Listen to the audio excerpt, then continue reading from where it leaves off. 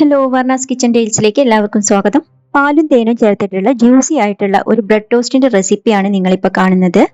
ഇത് കുട്ടികൾക്കും വലിയവർക്കൊക്കെ ഒരുപോലെ ഇഷ്ടപ്പെടുന്ന ഒരു റെസിപ്പിയാണ്. വീഡിയോ കാണുന്നവരെ മറക്കാതെ ലൈക്ക് ചെയ്യുക, ചാനൽ ഒന്ന് സബ്സ്ക്രൈബ് ചെയ്യുകയും കൂടി ചെയ്യുക. അപ്പോൾ ഇതിനായിട്ട് 3 ബ്രെഡ് ഞാൻ ഇവിടെ എടുത്തു വെച്ചിട്ടുണ്ട്. ഇതിന്റെ സൈഡ്സ് ഒക്കെ ഒന്ന് കട്ട് ചെയ്ത് കളയാം.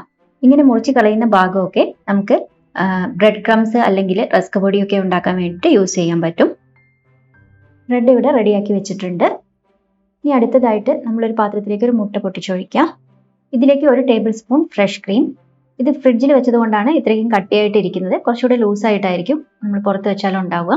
1/4 കപ്പ് പാല്, 1 ടേബിൾ സ്പൂൺ പഞ്ചസാര, ഇത്രയും കൂടെ ചേർത്തിട്ട് നന്നായിട്ട് മിക്സ് ചെയ്ത് കൊടുക്കുക. ഇനി ഫ്രഷ് ക്രീം ഇല്ലെങ്കിൽ കുഴപ്പമൊന്നുമില്ല, 1 ടേബിൾ സ്പൂൺ കണ്ടൻസ്ഡ് മിൽക്ക് ചേർത്താൽ മതി. ആ സമയത്ത് പഞ്ചസാര നേരത്തെ പറഞ്ഞതിന്റെ പകുതി അളവിൽ മതിയാവും. ഇനി പാലും ക്രീമും കൂടെ നന്നായിട്ടൊന്ന് മിക്സ് ചെയ്ത് യോജിപ്പിച്ചെടുക്കണം. ബ്രെഡിലേക്ക് ഒഴിച്ചു കൊടുക്കാൻ പാകത്തിന് ഞാൻ ഇതുപോലെ ഒരു കപ്പിലേക്ക് ഇത് മാറ്റുന്നുണ്ട്. ഇതേപോലെ ഒരു ട്രേയിൽ 2 സ്ലൈസ് ബ്രെഡ് വെക്കുക. നമ്മുടെ മിക്സ് കുറച്ച് കുറച്ചായിട്ട് ഇതിലേക്ക് ഒഴിച്ചു കൊടുക്കുക.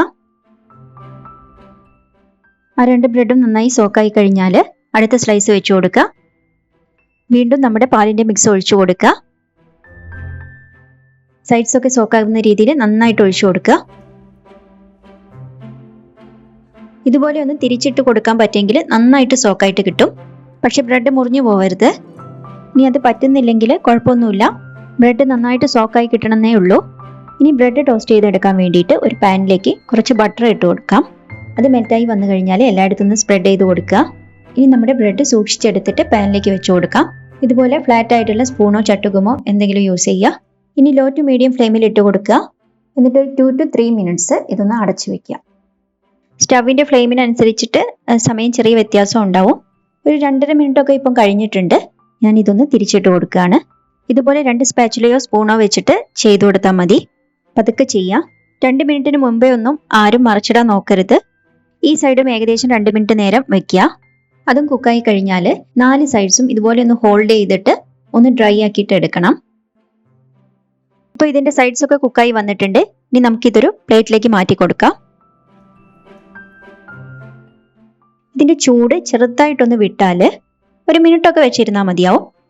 എന്നിട്ട് നമുക്കിതിലേക്ക് തേനും കൂടി ഒന്ന് ബ്രഷ് ചെയ്ത് കൊടുക്കാം. മാപ്പിൾ സിറപ്പ് ഉണ്ടെങ്കിൽ തേനിന് പകരം അതെടുത്താലും മതി. വൈകുന്നേരത്തെ ചായയുടെ കൂടെയൊക്കെ കഴിക്കാൻ പറ്റുന്ന ഒരു അടിപൊളി 4 മണി പലഹാരമാണ്. എല്ലാവരും ഒന്ന് ട്രൈ ചെയ്ത് നോക്കുക. തേനും പാലും ഒക്കെ ചേർക്കുന്നത് കൊണ്ട് തന്നെ കുട്ടികൾക്കൊക്കെ വളരെ ഇഷ്ടമാവുന്ന റെസിപ്പിയാണ്. അതുപോലെ നന്നായിട്ട് സോക്കായിട്ട് നല്ല ജ്യൂസി ആയിട്ട് ഇരിക്കുന്നുണ്ട്.